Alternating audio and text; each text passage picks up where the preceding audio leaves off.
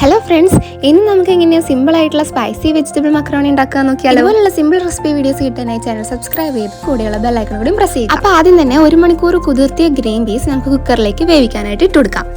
കൂടെ തൊലി കളഞ്ഞ ഉരുളൻകിഴങ്ങ് 2 കഷ്ണമാക്കി ഗ്രീൻ പീസിനൊപ്പം വേവിക്കാൻ വെക്കാം. ഗ്രീൻ പീസും പൊട്ടാറ്റയും വേവാൻ പാകത്തിന് കുറച്ച് വെള്ളവും ചേർത്ത് കൊടുക്കാം. കുറച്ച് ഉപ്പും കൂടി ചേർത്ത് കുക്കർ അടച്ചു വെച്ച് വേവിച്ചെടുക്കാം.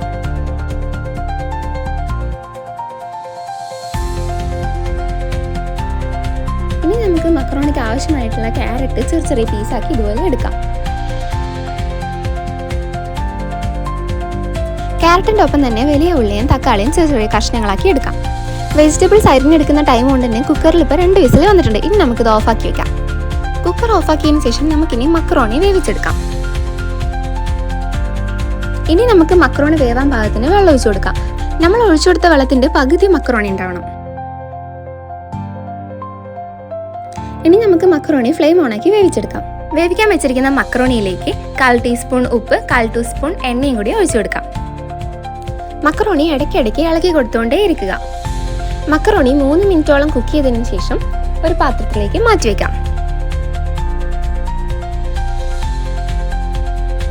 ഇനി നമുക്ക് ചൂടായ ചീനിച്ചട്ടിയിലേക്ക് 1 ടേബിൾ സ്പൂൺ എണ്ണ ഒഴിച്ചു കൊടുക്കാം. അതിലേക്ക് ഇഞ്ചി വെളുത്തുള്ളി പേസ്റ്റും കൂടി ആഡ് ചെയ്യുക.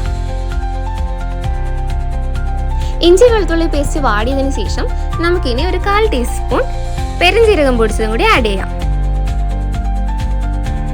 ഇനി നമുക്ക് വെല്ലുള്ളി ചെറുതായി അരിഞ്ഞതും കൂടി ചേർത്ത് കൊടുക്കാം. വെല്ലുള്ളി പെട്ടെന്ന് വാടി വരാനായി 1/4 ടീസ്പൂൺ ഉപ്പും കൂടിയും ചേർത്ത് കൊടുക്കാം. അരിഞ്ഞു വെച്ചിരിക്കുന്ന തക്കാളിയും കൂടിയും ചേർത്ത് കൊടുക്കുക.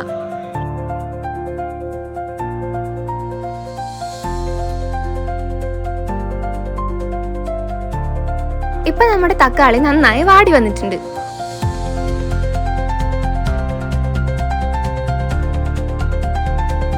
ഇനി നമുക്ക് ഒരു 1/2 ടീസ്പൂൺ വെജിറ്റബിൾ മസാല ആഡ് ചെയ്യാം.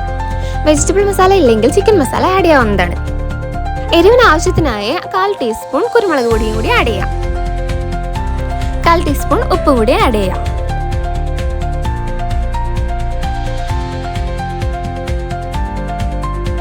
ഇനി അരിഞ്ഞു വെച്ചിരിക്കുന്ന ക്യാരറ്റ് ചേർക്കുക.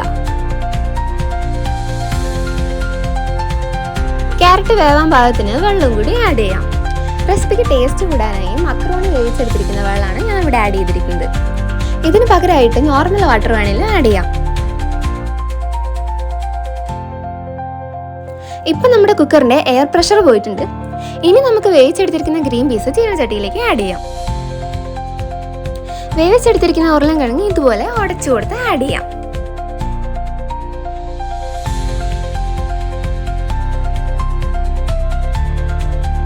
ലാസ്റ്റായി നമുക്കിനി വേവിച്ച് വെച്ചിരിക്കുന്ന മക്രോണിയും കൂടി ഇതിലേക്ക് ആഡ് ചെയ്യാം.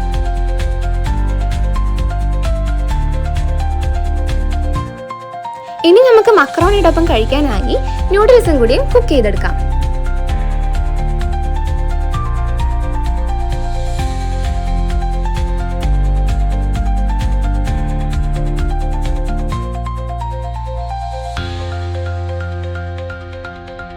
സോ ഫ്രണ്ട്സ്, വീഡിയോ ഇഷ്ടമായാൽ ലൈക്ക് ചെയ്യുക, ഫ്രണ്ട്സിന് ഷെയർ ചെയ്യുകയും ചെയ്യുക. ഇതുപോലുള്ള സിമ്പിൾ റെസിപ്പി വീഡിയോസിനായി ചാനൽ സബ്സ്ക്രൈബ് ചെയ്ത് കൂടെയുള്ള ബെൽ ഐക്കണും കൂടിയും പ്രസ് ചെയ്യുക.